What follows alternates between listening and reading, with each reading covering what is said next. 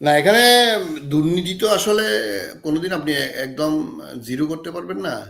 তো দুর্নীতি তো মানে লাগামহীন খুল্লাম খুল্লা হাসিনার আমলে ছিল, এবং এখনো যে চলে গেছে এটা আপনি বলতে পারবেন না। তো আপনি প্রথমে যদি ছোট করে বলি, এই যে আপনার monorail Chittagong city corporation 1 June 2025 interim সরকারের আমলে এই স্মারক স্বাক্ষরিত হয়। অরাসকম অ্যারাব কন্ট্রাক্টর নামে একটা কনসোর্টিয়ামের সাথে চট্টগ্রাম সিটি কর্পোরেশনের প্রায় 30,000 কোটি টাকার মনোরেল প্রকল্প। এখন এটা বাতিল করা হয়েছে 1 বছর পরে, মানে 1 বছরেরও বেশি। এটা জুনের মনে হয় 20 তারিখের দিকে এটা বাতিল করা হয়, 2026-এ। কেন? এখন চিন্তা করেন, আমার জানা মতে সরকারের বেশ কয়েকটা ডিপার্টমেন্ট, মনে হয় 5টা মন্ত্রণালয় এখানে জড়িত, এবং এটার ফিজিবিলিটি স্টাডি করার জন্য সম্ভবত 150 বা 180 কোটি টাকার জন্য সরকার বরাদ্দ করছে সিটি কর্পোরেশন, এবং এটা হয়তো কিছুদিনের মধ্যে লেনদেনও হইতো। এই 30,000 কোটি টাকার প্রকল্প, কিন্তু সরকারও জানলো না, সরকারের কোনো মন্ত্রণালয় ডিপার্টমেন্ট জানলো না। এমনকি আমাদের গোয়েন্দা সংস্থাগুলো করে কি, তাদের কাজ কি, আমি বুঝি না। এই জানতেই পারলো না ওরাসকমের মতো ইজিপ্টের এত বড় একটা কোম্পানি, এবং আরব কন্ট্রাক্টর নামে যে বিখ্যাত মিডল ইস্টের কোম্পানি, এদের সাথে এদের কোনো সম্পর্ক নাই। তারা নিজেরা রিপ্রেজেন্টেটিভ বনে গিয়ে কনসোর্টিয়াম বানাইয়া এখানে তারা চুক্তি করে ফেলছে সরকারের সাথে 30,000 কোটি টাকা একটা প্রকল্প। তাহলে আপনি চিন্তা করেন, এটা কেউ জানতো না। যদি মিশরীয় দূতাবাস সরকারকে অফিসিয়ালি চিঠি দিয়ে যখন জানালো যে ওরাসকম নামক এই প্রতিষ্ঠানের সাথে এই মিশরের এই যে বিলিয়নিয়ার কোম্পানির সাথে কোনো সম্পর্ক নাই, একইভাবে আরব কন্ট্রাক্টরের ওখানে ওরাও জানাইলো যে এদের সাথে কোনো সম্পর্ক নেই। আপনি চিন্তা করছেন, একটা পুরা ভুয়া একটা কনসোর্টিয়াম, পৃথিবীর 2টা বড় কোম্পানির প্রতিনিধি হয়ে এখানে সরকারের সাথে চুক্তি করে স্মারক চুক্তি করে ফেলছে, এবং লেনদেন হওয়ার অবস্থা হয়েছে। যদি মিশর না জানাইতো, টাকা লেনদেনও হয়ে যেত, মিশর হয়ে এই যেত। যদি না জানাইতো। এখানে চট্টগ্রাম গ্রেটার চট্টগ্রাম ফোরাম বা ইকোনমিক ফোরাম নামে একটা ফোরাম করে আমির খসরু মাহমুদের ছোট ভাই আমির হুমায়ুন মাহমুদ চৌধুরী এটার মূল আয়োজক ছিল, এবং এটা স্বাভাবিকভাবে সরকারের গায়ে লাগবে। এবং এরকম একটা নির্বাচিত সরকার এবং প্রধানমন্ত্রী তারেক রহমান সাহেব অত্যন্ত দক্ষতার সাথে, জনপ্রিয়তার সাথে, স্বচ্ছতার সাথে উনি দেশ পরিচালনা করে আসছেন সোফা।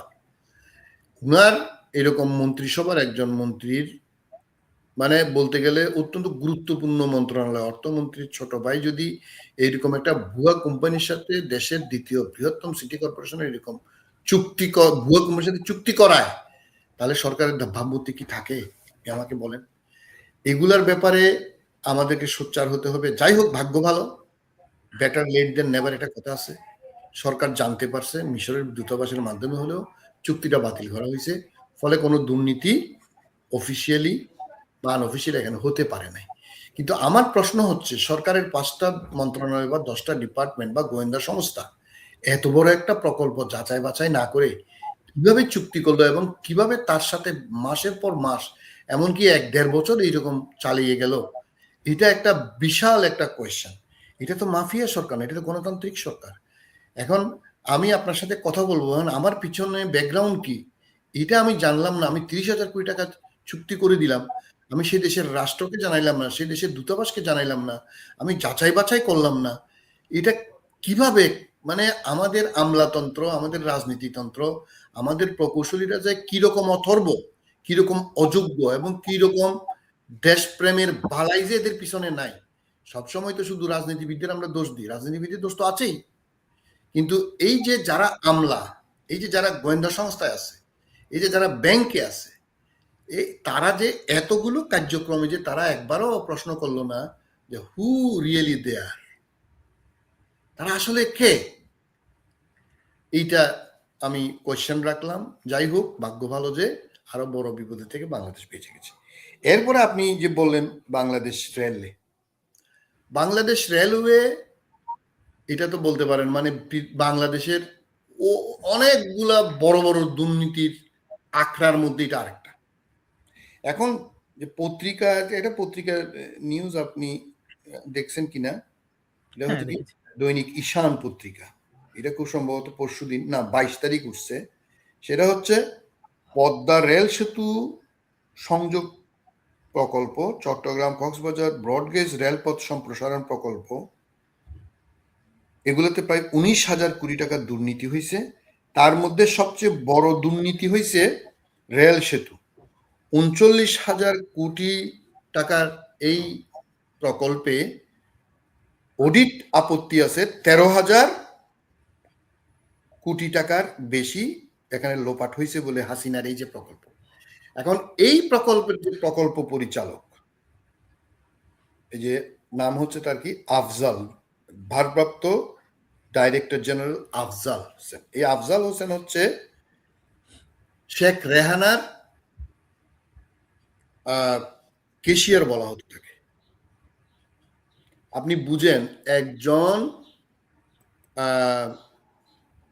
রেল, বাংলাদেশের অন্যতম দুর্নীতির আঁকড়া ছিল পদ্মা রেল এবং পদ্মা রেল সেতুর, তার প্রকল্প পরিচালক এখন বিএনপি সরকারের আমলে রেলের ডিজি হয়ে বসে আছে।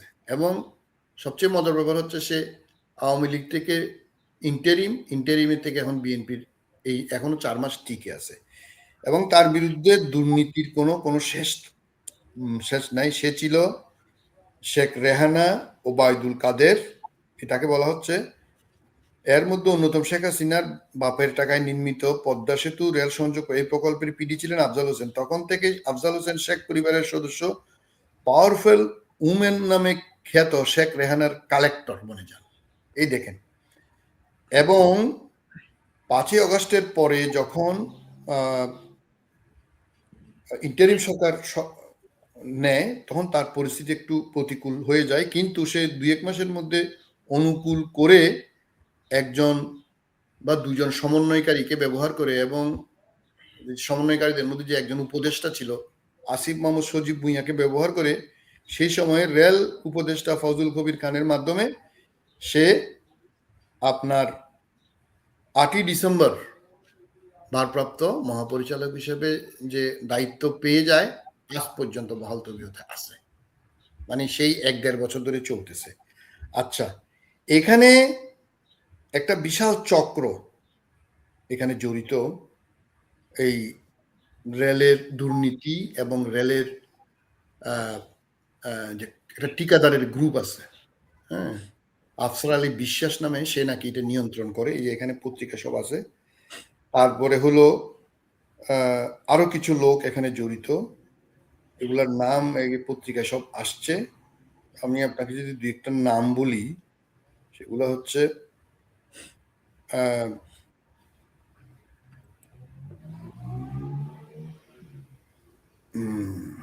পত্রিকা তো অনেক বিশাল নিউজ।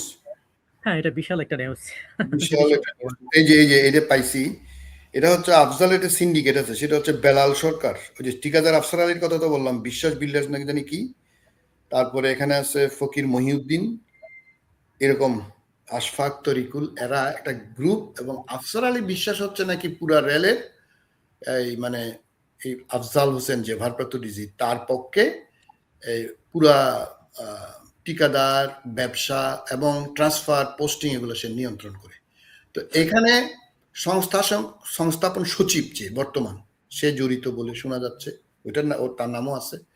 আবার প্রধানমন্ত্রীর একজন কাজিনের নাম এখানে ব্যবহার করা হচ্ছে বলে শোনা যাচ্ছে। সেখানে আরো 2-1 জনের নাম আছে, এগুলো সবগুলো নাম আমার এই মুহূর্তে মনে, অনেক বড় প্রতিবেদন।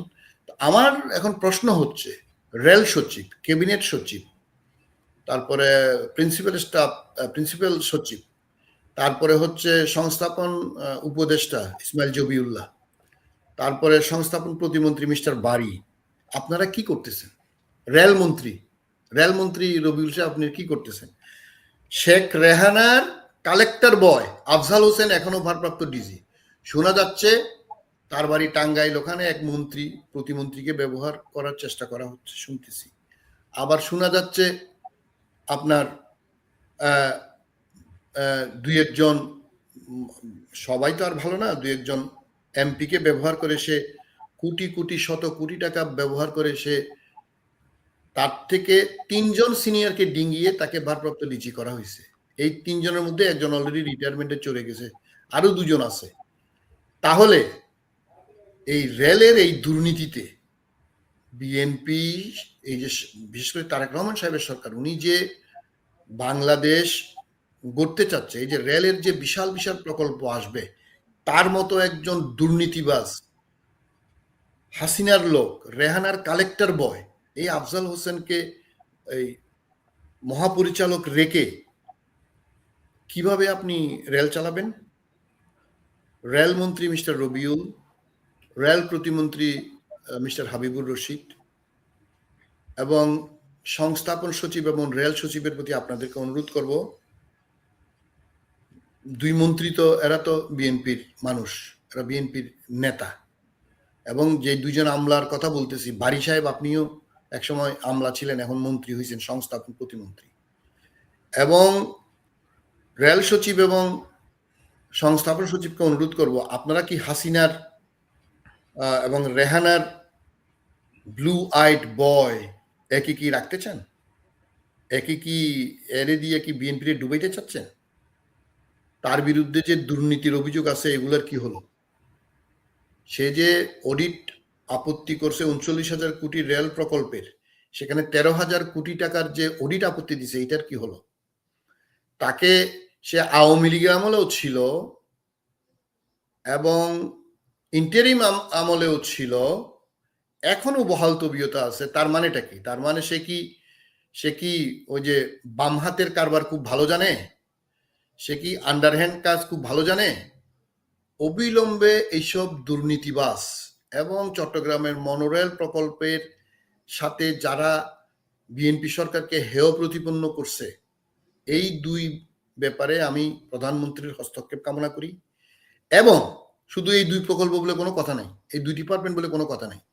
বাংলাদেশে যে লুটপাট তন্ত্র, মাফিয়া তন্ত্র চালাইছে, এই যে হাসিনাকে তো ফেসিস্ট বলে, আমি তাকে ফেসিস্ট বলি, এটা মাফিয়া ডাকাত তন্ত্র। এই যে ক্লিপ্টোক্রেসির এই যে জননী, এদের যে এই যে পাইক পেয়াদা, এই যে আফজাল হোসেন সহ যারা এখনো রয়ে গেছে রেলে, আফজাল বা এরকম আরো অনেক ডিপার্টমেন্টে আছে, আমরা শুনতেছি, এদের কি বহাল তবিয়তে রেখেই কি জনাব তারেক রহমানের এই গণতান্ত্রিক সরকার করতে চাচ্ছে? তারেক রহমান সাহেবের কাছে কি তথ্য সঠিকভাবে যাচ্ছে না?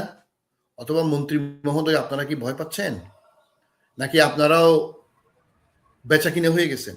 আমি মনে করি না আপনারা বেচা কিনে হয়েছেন। আমরা মনে করি আপনারা তারেক রহমান সাহেবের যে স্বচ্ছ এবং জবাবদিহিমূলক সরকারের আপনারা অত্যন্ত গুরুত্বপূর্ণ সদস্য। আমরা আপনাদের বিরুদ্ধে এখনো অভিযোগ পাই নাই। তো পাওয়ার আগে এইসব দুর্নীতিবাজ রেল এবং মনোরেল, এগুলো নিয়ে আমরা যে ডিসকাস করলাম, এগুলোর ব্যাপারে দ্রুত পদক্ষেপ নেন। দ্রুত পদক্ষেপ না নিলে পরে দেশ, দল এবং জাতি ক্ষতিগ্রস্ত হবে।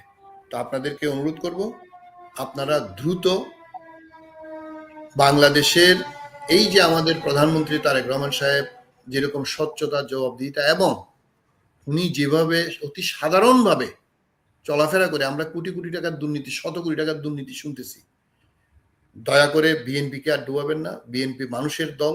তারেক রহমান সাহেব তার পিতা মাতার যোগ্য একজন সন্তান হিসেবে ইতিমধ্যেই নিজের পরিচিতি এবং যোগ্যতা তুলে ধরতেছেন দিনের পর দিন। যারা অযোগ্য আছেন, ওনার পার্সোনাল ডিপার্টমেন্ট হোক, আমলাতন্ত্রে হোক, রাজনীতিতে হোক, আপনারা সরে পড়েন, অথবা মাননীয় প্রধানমন্ত্রী জনাব তারেক রহমানকে বলবো, আপনি মুখের দিকে আর তাকাবেন না, দয়া করে আপনি চিহ্নিত করেন কারা অযোগ্য, কারা দুর্নীতিবাজ। আমলাতন্ত্রে, আপনার দলে বা মন্ত্রিসভায়, এমনকি এমপি যারা আছেন, তাদের মধ্যে আমরা জানি আপনি অত্যন্ত দক্ষতার সাথে মনিটর করতেছেন বলে আমরা জানি।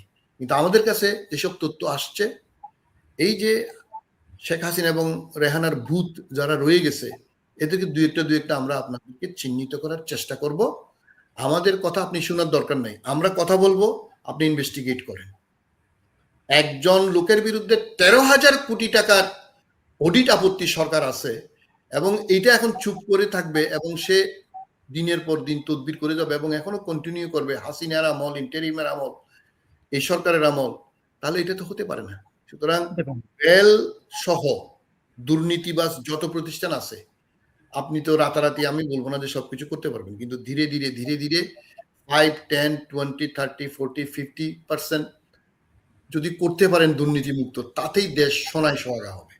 এই কথা বলে আপনার এই প্রসঙ্গ শেষ করছি। Thank you. ওয়েলকাম। আজকের অনুষ্ঠানের একেবারে শেষ পর্যায়ে আমরা চলে এসেছি। দর্শক, এতক্ষণ যে ব্যাপারটা ক্লিয়ার হতে চাইলাম সেটা হচ্ছে যে অর্থমন্ত্রীর ভাই তাকেও ছাড় দেওয়া হয়নি। অর্থাৎ দেশে যারা দুর্নীতি করবে কিংবা করপশনের সাথে জড়িত হবে তারা অবশ্যই ছাড় পাবে না, সেটার একটা নমুনা কিন্তু দেখা যাচ্ছে। আমাদের সম্মানিত অতিথি তিনি এই বিষয়গুলো বিশ্লেষণ করছিলেন যে দুর্নীতিবাজদের জন্য যে তারেক রহমান সরকার একটা আতঙ্কের নাম হয়ে উঠবে, এটাই সাধারণ মানুষ প্রত্যাশা করে। আহ জনাব এম জে আবেদিন, আপনাকে অসংখ্য ধন্যবাদ আমাদেরকে সময় দেওয়ার জন্য। আশা করি পরবর্তী সপ্তাহে আপনাকে পাবো। আপনার সেই পর্যন্ত সুস্থতা কামনা করে আপনার কাছ থেকে বিদায় নিচ্ছি। আল্লাহ হাফিজ। আসসালামু আলাইকুম। থ্যাংক ইউ সবাইকে, সালাম ও শুভেচ্ছা। আল্লাহ হাফিজ। দর্শক, এতক্ষণ শুনছিলেন আমাদের অতিথির কথা। তিনি আসলে যে বিষয়টা বলতে চাচ্ছেন সেটা হচ্ছে যে বাংলাদেশে যে কারাপশন কিংবা দুর্নীতির বিষয়গুলো, সেই বিষয়গুলোকে যে ভবিষ্যতে একটা প্রশ্রয় পাবে না সেরকম একটা লক্ষণ দেখা যাচ্ছে। তবে একেবারে যে দুর্নীতি নির্মূল হয়ে যাবে সেটাও কিন্তু সম্ভব না। তবে ধীরে ধীরে সেই নির্মূলটা করা সম্ভব, এমনটাই প্রত্যাশা আমাদের অতিথির এবং আপনাদের, আমাদের সবার। আশা করি দর্শক, আমাদের অনুষ্ঠানটি আপনাদের ভালো লেগেছে। পরবর্তী সপ্তাহে আপনারা এই অনুষ্ঠানটি দেখবেন এই প্রত্যাশা জানিয়ে বিদায় নিচ্ছি। আমি মেহেদী হাসান। আসসালামু আলাইকুম। আল্লাহ হাফিজ।